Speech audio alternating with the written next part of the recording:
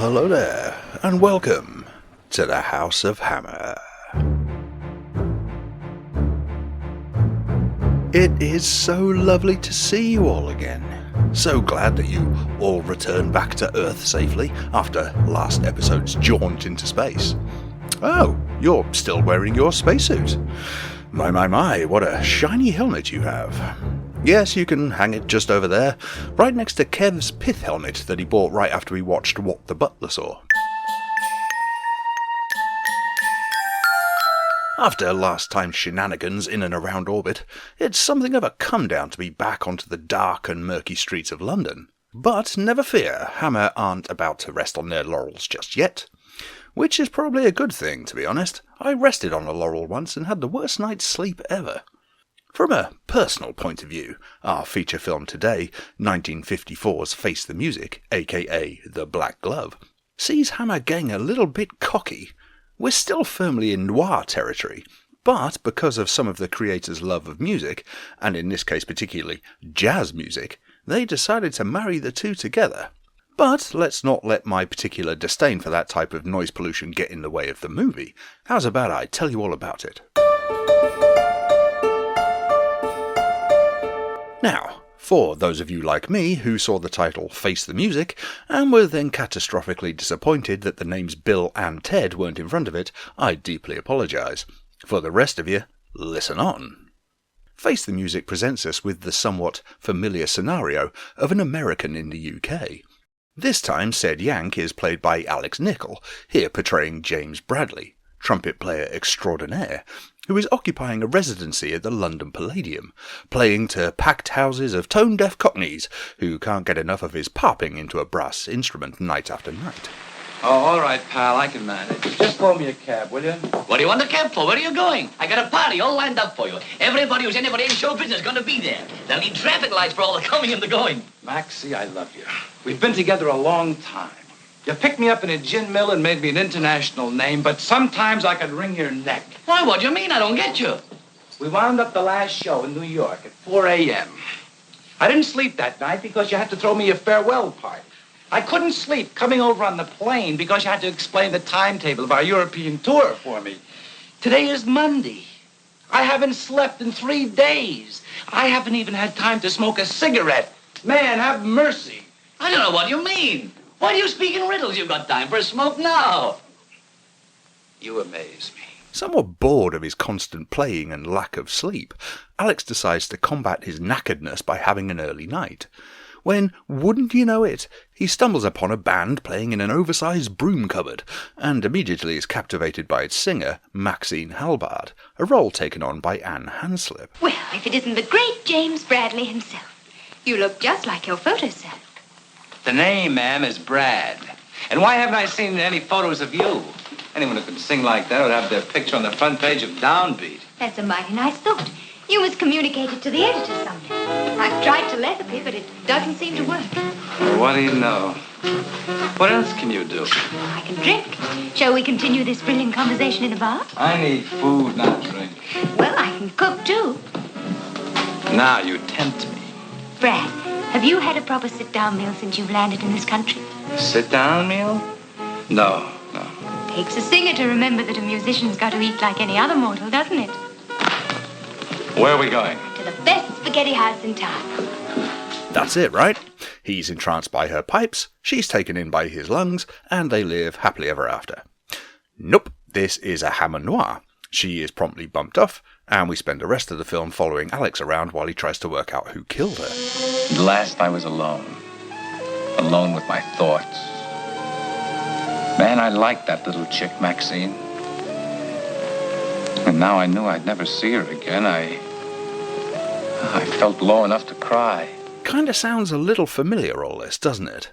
Well, let's see if this film differs from some of the other ones we've already seen. Follow me over to the round table, where I am joined by clarinet cajoling Kev Moore and bassoon blowing Ben Taylorson.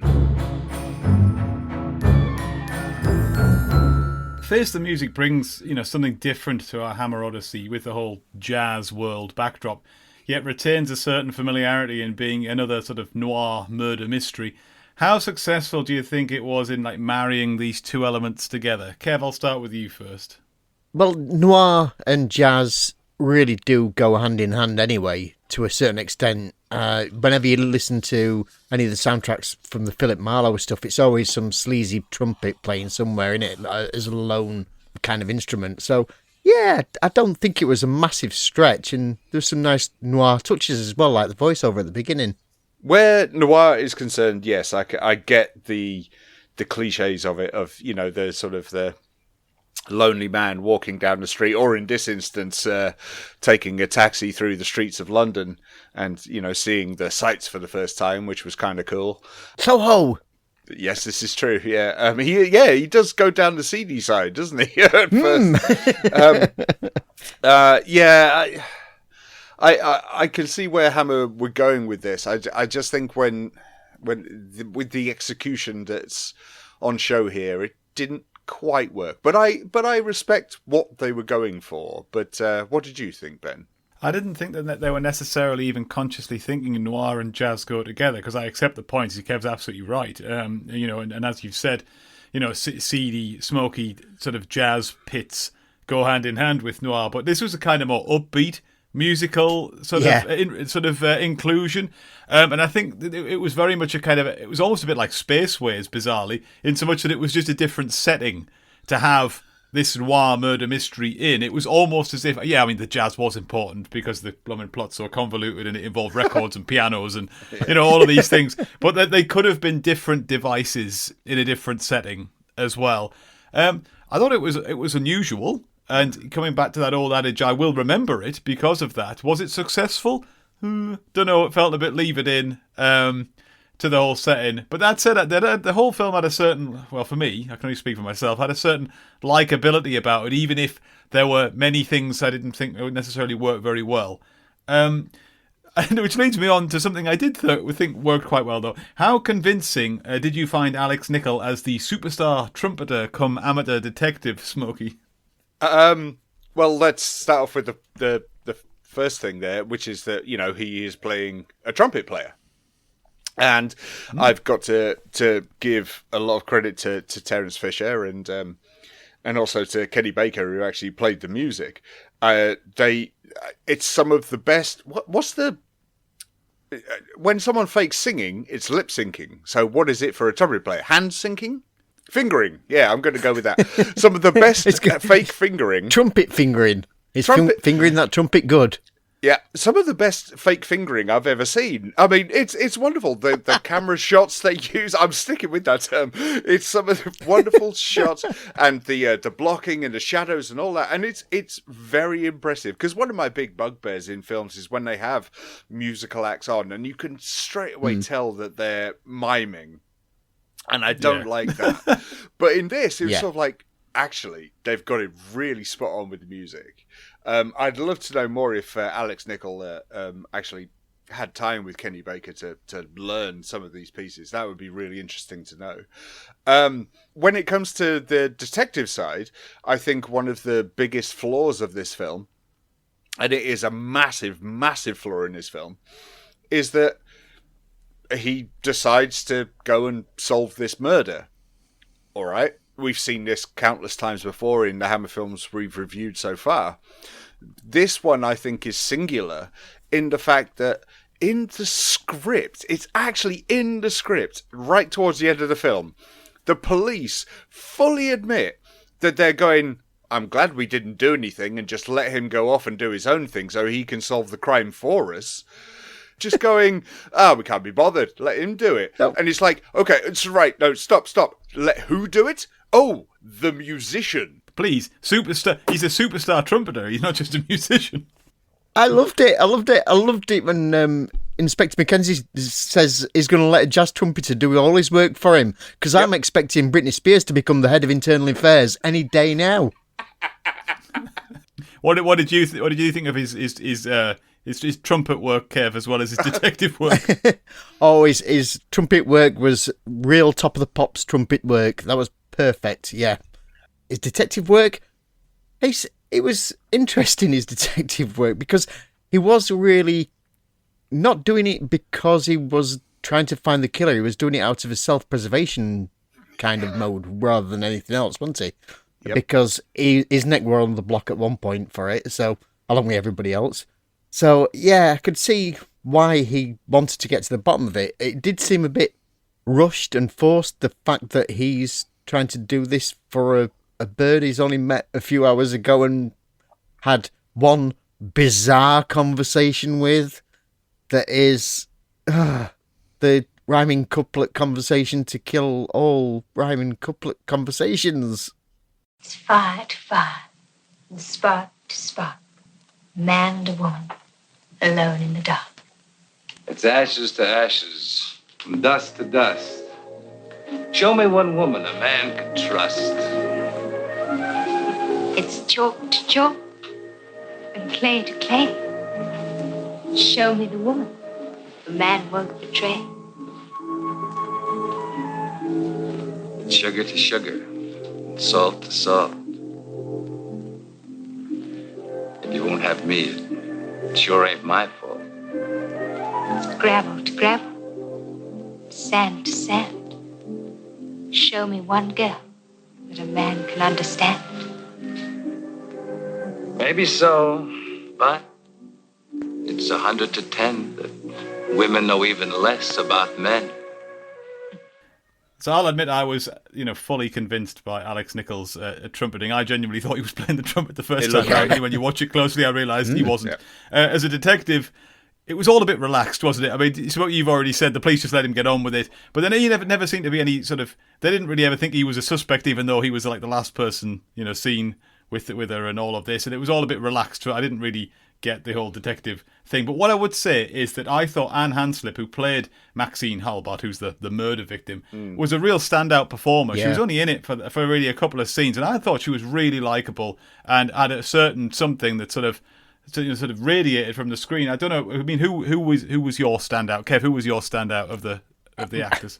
I'd agree with you on Anne Hanslip, Ben, but there's also Frank Birch, who is the guy that turns up with the selection of trumpets, which is... in the Three Stooges sketch that's in the middle of a noir. Yes. Oh, okay. Yeah. And his wild hair, his wild, frustrated hair. Yeah. And his little dance. It's just this bizarre bit of comedy. And then I thought, hang on a minute, I've seen this guy before because he reminds me of Michael Hordern. And it's the same guy that plays the travel agent in Lady in the Fog. Ah, gotcha. The frustrated travel agent. Of course, yes. Yeah. Playing virtually the same part. Yeah. Fair dues. Yeah. Very, very similar character now that I think about it. Comic relief that's exasperated. Yep, he seems to have his niche. What about you, Smokes? Who was your star? Oh, my word. I mean, I don't think I could disagree with either of you any more than I actually can right now. Is that I was watching Anne Hanslip, and she is diabolically bad. She can sing, if that is her singing. No, it's not her singing. It's the same singer for two different women. she can fake sing very well. There are two scenes in this, one in the club and then one in her flat, and you can literally see her on screen thinking while she's walking. She can't do both. She has to shut down one side. And I really don't like pouring scorn on anyone, but because I couldn't do it. I couldn't do either of those things. What, think and walk? No, not at all. Because it's... and I'm sorry, I don't know what film you two were watching. She cannot do any of those things. She is awful. She is one of the worst performers in this. And there are a couple who are absolutely terrible as well. But I will give my standout performance to Fred Johnson, Mr. Eyebrows, as I've called him. Sergeant Mackenzie. But I thought he played it with a kind of icy cool nature, and I did enjoy that. Just sadly, as we've mentioned, the story does not lend to him being a competent police officer, because, as we say, he just goes, let the trumpet player solve it, and it's that's just a bit wrong. But yeah, no, I'm curious as to whether you watch the same film as me, because Maxine is one of the weakest parts in the film, so yeah, that's a shame, but hey ho. No, respectfully disagree. I thought she had real charisma. I thought she stole the scenes Nope. that she was in. But that is what this podcast is all about. This We is all true. bring our own opinions. Yep. Speaking of which, my major criticism of this film, and we're not going to go into it because we have to keep this podcast down to a reasonable length, is that sort of in a desperation to keep you guessing right until the end, the ultimate reveal is far too convoluted to the point where I'm still not entirely certain what went on. And it was almost as if they were, very much a sort of a Poirot, Cluedo type. Here's our gallery of suspects, each one more likely than the other one, until we get to this one. It can't possibly be, and lo and behold, it's them. Yeah. I did think that there wasn't really any need for that, was there? No, I mean they made this unnecessarily complicated right from the very beginning. This could have been a decent 70-minute drama with a kind of quite cool twist in the tale of how someone had a grudge against someone else and then they acted it out. All right, fine, that's okay. But then they throw in the trumpet player and the Palladium and then the manager and then the police and then it ramps up into a big pile of nothing. There were too many characters. That's for absolutely certain. There were far too many characters. Especially for that little room. Especially for that little room, yeah. I mean, This was the thing, right? Claustrophobic at So the end there. if you're Agatha Christie, you set this in a massive house, right? But we're in a dressing room and they're all squeezed in, and it was just so silly. Don't you find it ironic that now we're actually complaining that we've got a Hammer film that's not set in a country house? Yeah. After the amount of country houses we've seen. I mean, we've seen all of Surrey by now. What also amused me is they're all summoned to this place by this trumpet player. If you were the killer and the trumpet player said, "You're summoned to here because we want to find out who the murderer is," if you were the murderer, you'd just say, "No. No. I'm not coming. Why? You're not a policeman. You're a trumpet player." As Kev says, I'm doing my hair that night. Yeah, I'm not going. I've just tried to poison your trumpet. Good God. Oh, no. More of that in a moment. I have to say, I'm coming back to that point. Oh, my word. Kev, what did you think about that sort of final sort of reveal scene? Bizarrely, Smokey's actually nailed it with the whole Poirot Agatha Christie thing. It is like they start off with a pretty good American formula, but they don't quite know what they're doing with an American formula yet. Yeah, and then they just go straight back to what they used to. Oh, we'll have it in a country house, and it was all set here, and it's all the end of Clue. In fact, the end of this film is as preposterous as the end of Clue, the Tim Curry movie, with the several different endings. Yeah. I mean, it takes just under 8 minutes for him to get to the killer, I think. Or is it who isn't the killer? I don't know. 7.5 minutes of that, Kev, are telling you who the killer isn't. Having gone through half a dozen people and more to get there. I love that some of the people he accuses go, yes, as though they're about to admit it, and then go, but it wasn't you. And okay, I'll sit back down again. Oh, all right then. Not to spoil it, because you have to watch the film to understand the context. No, but there's a you point won't where understand it. Yes, admittedly, you might watch it and still not understand the context. But there's a point where he basically says to someone, "You were in her room. She was found dead, and you were in there with a gun, weren't you?" Yes, and everyone's sitting at home thinking, "Well, he's the killer." No, he wasn't. He just merely retrieved his gun and went away. By the way, can I point out when they finally pulled the gun out of the drawer it's been hiding in? It's the Samaritan from Hellboy. It's that massive. Yes. Massive, isn't it? It's a massive gun. It is literally a hand cannon. I've got two questions about that, actually. The two questions about the massive revolver is what I've scribbled down. And it is, Why did Maxine have it in a living room knick-knack drawer, first of all? You never know. She might need to crack a nut. Yeah, possibly. And when she had the gun pulled on her, why didn't she just peg it out the door she was stood next to?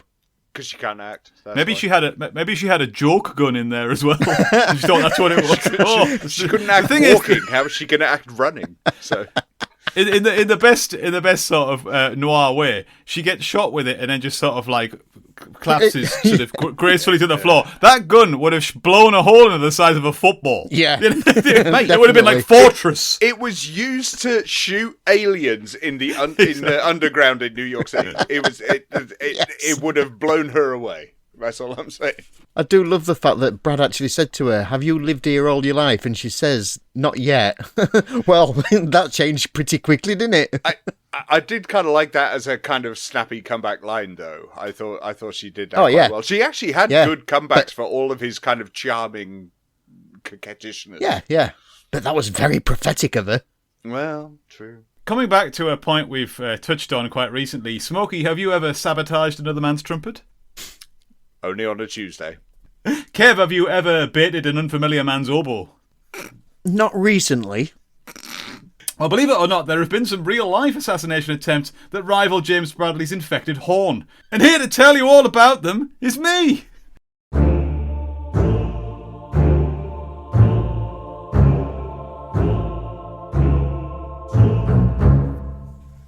In Face the Music, our hero James Bradley is very nearly offed by a poisoned trumpet. As assassination attempts go, it's quite audacious. And it got me wondering, have there been similarly outrageous assassination attempts in real life? Well, as ever, what art can do, real life can do even better. Let's start with a man who was targeted for assassination on numerous occasions. In fact, according to the 2006 Channel 4 documentary 638 Ways to Kill Castro, he was targeted a lot of times. Former Cuban leader Fidel Castro may not have actually been targeted by the CIA for assassination on 638 separate occasions, but they did apparently draw up plans for many possible attempts. My favourites include an exploding cigar, a staple of 1980s joke shops everywhere, but rather than giving Grandpa a fright in pursuit of a jolly jape, instead packing enough explosive to blow a man's head clean off. Exploiting Castro's love of scuba diving, there were plans for exploding mollusks on the ocean floor. Or how about lacing his diving suit with lethal fungus? Back on dry land, the poisoned pen was considered, and a poisoned handkerchief, and a poisoned milkshake. Or, taking us back to where we started, a poisoned cigar. Going a bit further back in time, Julia Agrippina, or Agrippina the Younger, was Roman Empress from 49 to 54 AD, the fourth wife and niece of Emperor Claudius and the mother of Nero. According to some sources, Agrippina was the target of a somewhat overcomplicated assassination attempt by her own son. Apparently, the method was to be a self-sinking boat with a collapsible lead ceiling. Stage 1 of the attempt involved an unsuspecting Agrippina taken to the seas, only for the aforementioned ceiling to collapse upon her. She was apparently saved when the fall of the ceiling was impeded by a sofa. Accounts then claim either the self-sinking boat did as advertised, or it didn't, so the crew just began to sink it. Agrippina presumably then cottoned on to what was happening and decided to make a swim for it. In other accounts, the whole ceiling thing didn't happen, but the boat did sink. Anyway, Agrippina made it to the shore and survived. Well, until Nero heard what had happened and ordered her killed in a more traditional way, which succeeded. As we continue our journey through the life and times of weird homicidal efforts, we move forward in time to 17th century Switzerland and one George Janach. And this bizarre murdering endeavour is one that actually worked. Although when you boil it down, it's actually quite low tech as it just involves a man hitting another man with an axe. Anyway, let's start with some background. George was a Swiss political leader during the 30 Years' War. On becoming the Protestant pastor of the Charans on the Protestant-Catholic border, he took the side of the Venetian and Protestant party against the pro-Spanish Habsburgs and Catholic policy supported by a rival faction. He became one of the board of Protestant clerical overseers and the leader of the anti-Spanish faction. In 1618 he supervised the torture to death of an archpriest. In 1621 he took part in the brutal murder of Pompeius von Planta, the head of a rival party at his castle. A murder so brutal, in fact, that Planta's body was left pinned to the floor with the murder weapon. Later, as a soldier, Georges also killed his colonel in a duel in 1626. So, in short, he was making enemies all over the shop. But it wasn't for another couple of decades that he'd pay the price. And what a price. By 1639 he'd converted to Catholicism, and it was carnival season. Costumes were an integral part of the celebrations, so no one would bat an eyelid as regards a man dressed as a bear, wielding an axe. And, as you might have already guessed, it was that axe-wielding bear that did for George. In fact, I've read one account that says the axe was a mere distraction and the bear pulled a pistol and shot him, but this seems difficult to substantiate, as much as I like it. Rumours persist that the man in the bear costume was Rudolf von Planter, the son of the murdered Pompeius. It's something to bear in mind, at least. Edging ever forward in time to the 1960s, we have Patrice Lumumba. He was a key figure in the Congolese independence movement and the first democratic elected Prime Minister of the Democratic Republic of Congo. He was elected in June 1960. 3 months later he was deposed in a coup and later executed by firing squad. However, before all of this, a plot had apparently been devised by the CIA to assassinate Lumumba, as complex regional politics meant several international agencies seemingly had it in for him. The plot reputedly involved poisoned toothpaste. Larry Devlin, the CIA's Congo station chief at the time, was apparently handed the tainted toothpaste and told to get it into Lumumba's mouth. However, Devlin bottled it. He hid the toothpaste in his office safe, then threw it in the river. Several dozens of dead fish with gleaming teeth were later found downstream. Obviously, I've made that last bit up. Anyway, our final strange assassination attempt was in fact another successful one. Georgy Markov was a Bulgarian dissident writer. He originally worked as a novelist, screenwriter and playwright in his native country until his defection in 1978. After relocating to London, he worked as a broadcaster and journalist for the BBC World Service, Radio Free Europe and West Germany's Deutsche Welle. Markov used such forums to conduct a campaign of sarcastic criticism against the incumbent Bulgarian regime. This went down poorly. On the 7th of September 1978, Markov walked across Waterloo Bridge and he waited to take a bus to his job at the BBC. While at the bus stop, he felt a slight pain in the back of his right thigh. He looked behind him and saw a man picking up an umbrella and apologising. The man then hurriedly crossed to the other side of the street, got in a taxi, which then drove away. 4 days later, Markov was dead. The autopsy discovered a pellet containing 0.2 milligrams of ricin. Investigators never found the assassin or uncovered the plot, but it's widely assumed to have been orchestrated by the KGB. Somewhat amazingly, Markov is not the only person to have been killed with a poisoned umbrella. On the 11th of May 2012, a German man died almost a year after having been stabbed with one in the city of Hanover. German police, who noted the resemblance to the Markov case, analysed the syringe which the victim had managed to take from the perpetrator and found dimethylmercury. The reported cause of death was mercury poisoning. In 2016, police in Chennai, India, solved 3 separate murders when killers confessed to having used an umbrella tipped with a potassium cyanide-filled syringe. They had ridden past victims on a bike and jabbed them in the thigh. And finally, in October 2013, Mexican drug lord and former leader of the Tijuana cartel, Francisco Felix, was celebrating his 64th birthday along with his wife, children and friends at a Mexican banquet hall when a man dressed as a clown strode into the party and shot him several times at point-blank range, killing him instantly. It may not have been the most subtle of assassinations I've talked about here, but as many of the would-be witnesses stated that they didn't even pay any attention to the clown when he entered the crime scene and or couldn't recall exactly what the clown was wearing, it was clearly quite an effective one.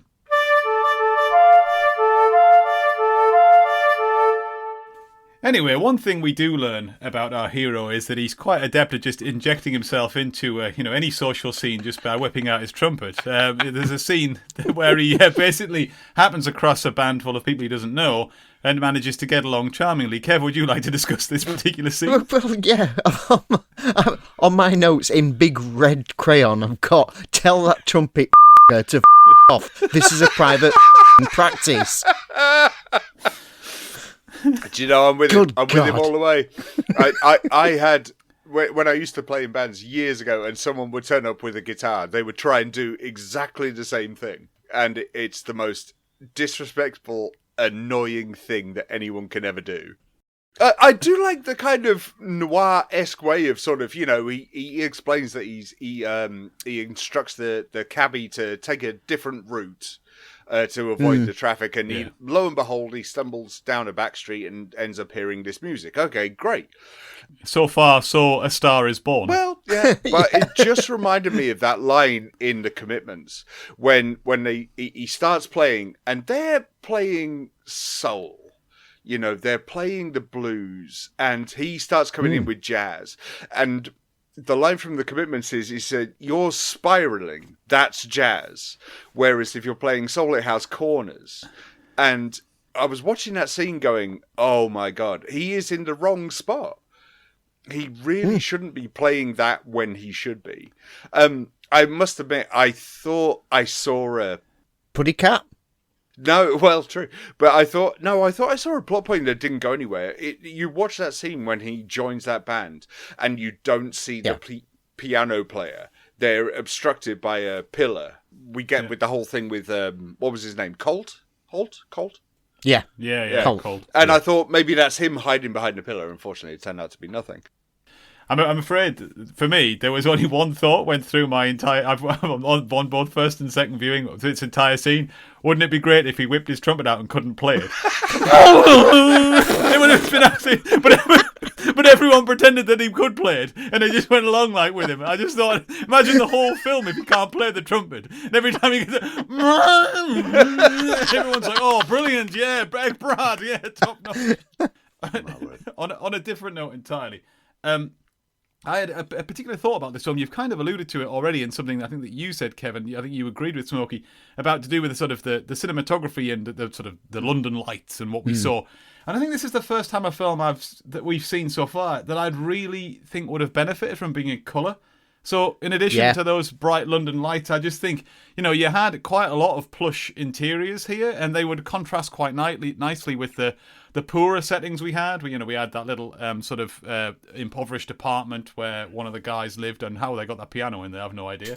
But I just thought, a couple of times I thought, I just wish this was in colour. I think the scenes in the concert halls would have been great, and as I said, particularly the scenes where they're sort of travelling through Piccadilly Circus and all that.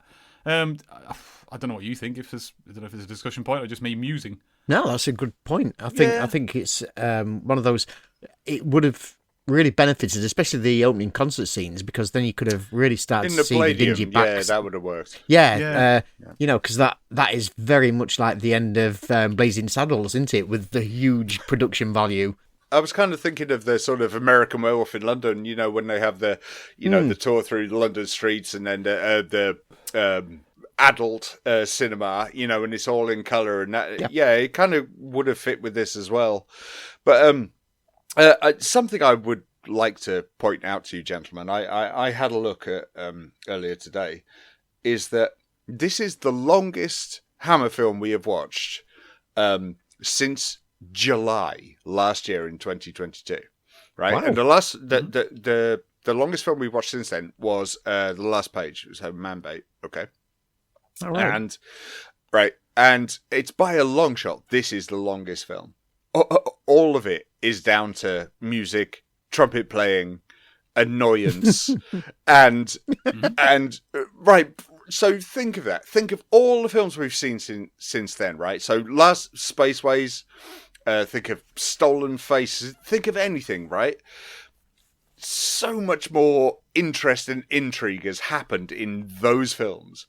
There is so much wasted time in this film that it becomes frustrating. Do you not think it's more that it's not to do with wasting time? They've got sort of Kenny Baker and his jazzmen here, and it's, as I said, I think it goes back to the opening point that I made. It's this attempt to mash this jazz sort of element with this story, and I don't think it's to do with sort of elongating the narrative. I think they've purposefully set aside the time to showcase this musical talent that they've got, and whether that works or not is a different question. You obviously don't think it does. I'm probably undecided, to be honest. I mean, I don't think it's to the film's or the narrative's sort of advantage that you have these interjections of music, but in the same way, I didn't really object to it either. Well, I mean, the jazz thing isn't something that's just been thrown in. Don't forget, it's based on a book that is by a massive jazz enthusiast. In fact, he actually wrote the screenplay as well. And that's the reason that they jumped onto this, because Jimmy Sangster and Michael Carreras are both really big jazz fans. So they'd already earmarked the book. So I don't think the jazz is a thing that's there to waste time. I think that's a vitally important ingredient. But as well as that, I feel like you'd get pretty much... From the get-go, you're getting a lot of plot thrown at you. I don't think there's any bits where it actually sort of slows down. If you like, it's good that the music bits are there just to give you a bit of a breather, because there is so much plot going on in this that you've got to. I mean, don't forget, the last 8 minutes of it We've just got them talking about who the killer might be. Out of 70 minutes, out of 81 minutes, this one, isn't it? Out of 81 minutes, you got 8 minutes of standing around going, nope, it's not you, it's not you. So, yeah, I don't know. I think they crammed quite a lot into this. You want to make a musical showcase, then make one of those. Don't marry it with a film noir, right? So, yeah, okay, you've got this. I'm not a jazz fan, but Really? That hasn't come across at all. I'm not a jazz fan, but even I can appreciate the dexterity that's needed to make this wonderful music. I mean, that's fine, that's great. Yeah.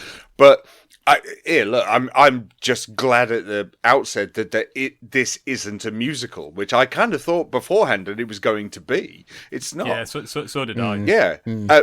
But the problem is that it is a musical showcase, right? It's a showcase for great jazz music. And while it's not my thing, I understand why people like it. But that's what makes it a weak premise, is because instead of fleshing out your plot and leaving us with an 8-minute ridiculous monologue at the end of the film, you're pandering to someone who just likes jazz, and apparently Terence Fisher is a massive jazz fan, and it shines through in this film. There is not enough time spent on making it a coherent film noir. It's just a bloke playing trumpet for 10 minutes and then adding on however much time afterwards. It's a missed opportunity, because you could have done this really, really well, and they just didn't. Do you think it's because Boorman was, obviously because he's a massive jazz fan and he's written this book, do you think it's one of them books that would work better as a book because it could reference certain musicians or certain pieces within the book? Absolutely. And it sort of makes more sense like that, like the Beiderbecke Affair. Absolutely, I'll go with that, and I'll throw you a very weird curveball that I know Ben will know, is Lords of Chaos. It's not built upon the music that it does. It's about the situation around it. So build it around the situation, not the music. But unfortunately, this film did the exact opposite. Another example I'd give would be Green Book as well, which does Absolutely. something. That's a very good shout. It's got, and not Green Room. No. One thing, the other thing though, you talk in there, Smokey, about sort of elements that have been thrown in for the sake of it. I'd argue there's one particular noir element that's thrown in twice for absolutely meaninglessly, which is the fist fight. There are two utterly meaningless fights in this film, and it's just like they've said, well, we've got to have a fight. Yes. Let's have another one. I mean, one of them ends in the most apologetic way I've ever seen any fist fight. I love that one, though. That's the best one of the film. When someone interrupts him and they go, yeah, do you want some as well? And he just leaves. Do you want some of this? Because you're going to get it. You won't get. That was the best fight of the film. Well, I think we've talked about this film enough. So I think it's about time we started wrapping it up a little bit and giving our rating. So, Kev, I'll go to you first. Any final thoughts about Face the Music and a rating out of 10, please? Final thoughts. We do finally get to see why it's called The Black Glove in the American market at the very end of the film. So that was quite nice, but it didn't seem to make much sense for most of it. I thought, are we getting into yellow or not? This is not happening. But yeah, it was good. I liked the flirtiness of Brad and Maxine at the beginning, and Maxine having her cups nicked from a doll's house. That was quite interesting, and it was quite exciting, that first bit. You know, you got that frisson there, and especially when you think, hang on, these two are not even single. These two are ooh. So yeah, you got that there, and it could have been something quite magical, but then you got 5 saxes, 5 trumpets, a couple of trombones. I mean, you could make more noise than a racket with a bagpiper, just. So now for that, it's a 4 out of 10. Smokey? First off, I want to point out that Alex Nichol, leading man, I couldn't see past the fact that he looked remarkably like Jason Donovan, and so that distracted me. Well, that was especially for you, Smokey. Apart from that, How was he as a lead? I mean, he was all right. I mean, he's nothing better than anything we've seen before with a Yank over in the UK. So, you know, we saw Cesar Romero, we saw Robert Preston. We've seen it better, but he's not the worst though. So, I mean, he was better than Tom Conway. Strange film, such a strange film. I when I watched it the first time, I really wasn't sure what I was meant to think of it. We praised Spaceways for being a murder mystery in an unfamiliar setting. Okay, we've got a murder mystery kinda here in a odd setting that doesn't really belong, and the music is great if you like jazz, but it's just a mess. I mean, we've come across this time and time again with Hammer, and it's just a mess. I'm umming and ahhing between a 3 and a 4 because I really didn't enjoy this. Oh, I'll be nice. I'll give it a 4. 4 out of 10 for me. It just misses the mark on too many things, and the ending is one of the most ridiculous things I've ever seen. Although I will give it so much praise for how splendid and glorious the Palladium looks when they're playing, and it's wonderful. I've got to give it that. But no, it's a 4 out of 10 for me. How about you, Ben? Well, I can't excuse the ending, as I've already said. I do think it's overcomplicated, and I think it detracts from the overall effectiveness of the film. I certainly didn't have the same huge issues with the mashing together of the jazz element and the noir element, although I would still say I don't think it is wholly successful. Don't get me wrong. I did enjoy the music more than you, even though I wouldn't put myself down as a jazz fan, Smokey, either. I think I'm definitely going to rate the film higher than both of you. I just obviously had more of an easier time with it. Easy is probably the better word, I think. Rather, I'm not saying I'm going to go and sort of sing this film's praises or even trumpet them. But what I would say is that I will remember it. I thought it was reasonably ambitious for a film. I thought, as I said, the backdrop was leave it in, as you've rightly pointed out, Kev, because of other people's love of jazz and, you know, the way in which the original source material was obviously written. But I didn't mind it at all. On by and large, I thought it was all right. I'd probably give it a 6 out of 10. So again, it's not like, you know, not like I'm giving it, you know, it's not edging close to a 10 or anything. But I think I could abide it more than you two. So maybe one just for the completists out there, rather than one that gets anything like a strong recommend from the three of us. If we didn't have to watch it for the show, I would never watch this ever again. Well, now you don't, and now you don't have to. I'm not going to.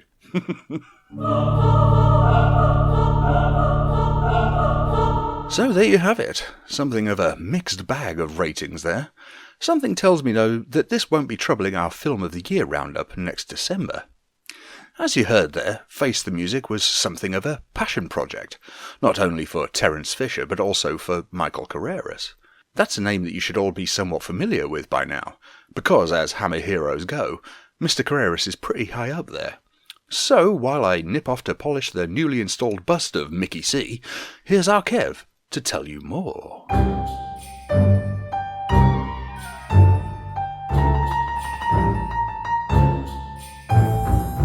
As we've already discussed the CD rehearsal room where James bursts in and gives an impromptu solo, it's worth noting that to the left of the stage where the band are set up sits Michael Henry Carreras, aka Henry Younger, or Michael Nash, and he's got a cornet. Not the yummy ice cream based treat though, no, the musical one. Born in Wandsworth on the 21st of December 1927, the son of James and the grandson of exclusive founder Enrique, Michael found himself with a strong family upbringing and received his education in that not far away Reading. He had a strong sense of adventure, which was reflected in his love of big band and jazz music. A passion that never left him, and during the 1970s he'd even run the Hammered Jazz Club for his Wardour Street friends. By 1943, he was offered a job at Exclusive by his grandfather, which he accepted simply to pass the time, as he knew that national service would come for him soon. This was an inauspicious start.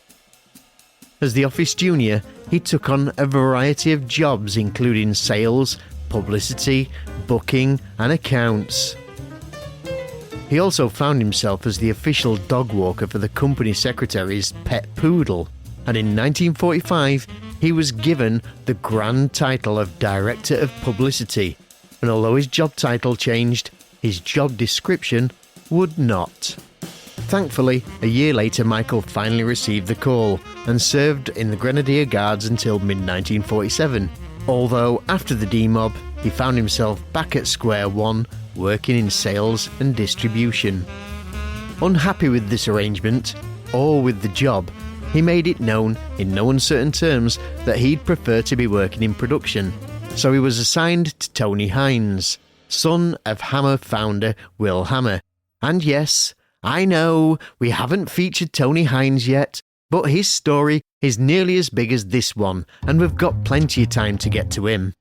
As production assistant, Michael worked on a number of films, among them Dr. Morell, Dick Barton Strikes Back, and To Have and To Hold. And his natural curiosity found him gaining further experience in the sound and electrics departments, as well as casting, stagecraft, and the cutting rooms. For one interview, he said, "For a period, I took full advantage of getting into what was laughingly called the story department, which was mainly reading or listening to the radio, because all those early productions came from that material. Then I got into casting for a bit, and it developed from there. I suppose I became a bit itchy and they gave me my first film to do." He plays his story department involvement down to a certain extent, because he'd already turned his hand to scriptwriting with A Stranger Came Home that was produced in 1954. He also acted as casting director on much of the company's output during this period, although he'd finally get his chance to produce on 1951's The Dark Light at the tender age of 23. Again, he'd find himself wearing all the hats though, even ending up as stand-in for Martin Benson whilst filming on location at Nab Tower. He went on to produce a hefty number of Hammer's early output, usually taking turns with Tony Hines, until switching to directing in 1955 on a 30-minute musical featurette entitled Cyril Stapleton and the Show Band.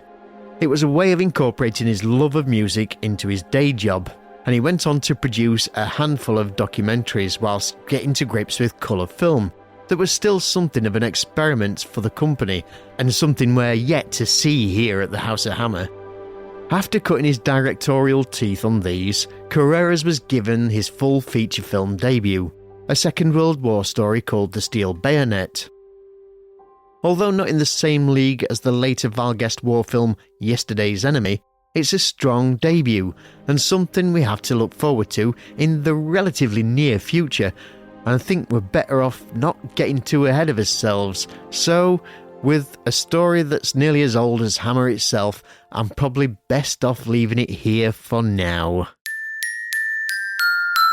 Thank you, Kevy. Wonderful stuff. And welcome, Mr. Michael Carreras, our latest Hammer hero. An accolade more than well deserved, sir. Listening to the round table, though, the more dolphin-eared amongst you will have noticed I'm not the biggest fan of jazz music. And even if you didn't notice, you could have probably hazarded a guess anyway.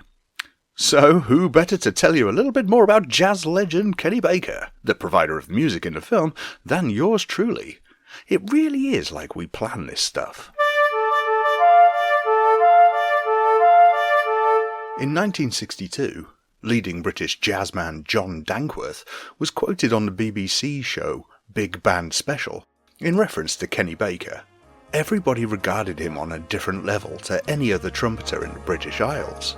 He was a truly world-class performer.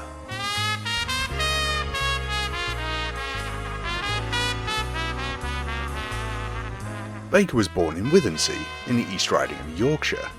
He joined a brass band, and by the age of 17, he'd already become a professional musician. After leaving his hometown for London, he met and began performing with the already well-known jazz musician George Chisholm. While serving in the Royal Air Force during the Second World War, Baker was called upon to do forces programs. He was first heard on record in a British public jam session in 1941, and quickly established himself a strong reputation in London clubs. He was brass band trained and had faultless technical command. In the 1950s, Baker led his own group called Baker's Dozen, for which he played lead and solos. With this group, he performed on the first regular jazz show on British radio, the BBC-like programme series Let's Settle for Music.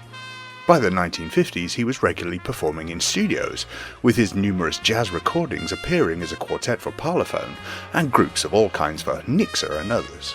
In the 60s and 70s, he was still on call for film and studio work. Baker's skills brought him wider prominence, starting in 1955 when he appeared at Blackpool with the up-and-coming comic pair of Morecambe and Wise. He also went on to share top billings with other big comedy variety acts of the day, such as Tommy Trinder, Benny Hill, and Ken Dodd. His career saw him play alongside Frank Sinatra, Petula Clark, Sammy Davis Jr., and Tony Bennett. He also performed on James Bond soundtracks, The Muppet Show, and provided the music for the Beiderbecke trilogy. In 1999, he not only received his third title of Best Trumpet Player at the British Jazz Awards, he was also awarded the MBE in the Queen's Birthday Honours List. Kenny Baker sadly passed away from a viral infection on the 7th of December in 1999. He was 78. Jim Simpson of Big Bear Records lamented, "It's not just the passing of a good man and a wonderful musician, it's the end of an era musically."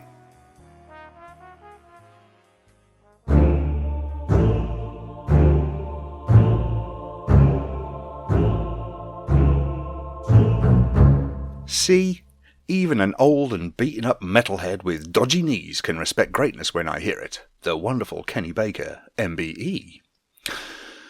Well then, my friends, we are almost at an end. But before I light up some candles and slip into a bath while listening to some soothing napalm death, just a little light housekeeping left to do. Don't forget, if you want your House of Hammer episodes early, not to mention extra stuff that you won't find anywhere else, sign up to our Patreon. Not only will you hear Ben bring you the news of the year, expect many monkeys and potatoes there, but you will also hear Kev break down the awesome House of Hammer theme, and you get your invites to our monthly Hammer screenings, which also includes Zoom chats afterwards, and quizzes with prizes that Ben will try to claim. That and much, much more is awaiting you. The Patreon info is in the show notes. During the meanwhile, why don't you head on over to our merch store and buy some of our stuff? Those bath mats really are the height of luxury, you know. And while you're waiting for the postman, you can always find us on Twitter and Instagram at House Hammer Pod, our Facebook page of House of Hammer, or you can email us at scream@houseofhammerpodcast.com. We also wanted to mention we've had some lovely 5-star ratings and reviews recently. We have seen them all, and we thank you so very, very much for doing so. Next time, we have blackmail, murder, and copious drinking. And you never know, we may just talk about a film too. So, from me, Smokey. From me, Ben Tillison. And from me, Kev Moore. We hope you all stay well. Listen to whatever soothes you, and always remember, my friends, to clean your spit valve. Until we welcome you back through the doors again, here at the House of Hammer.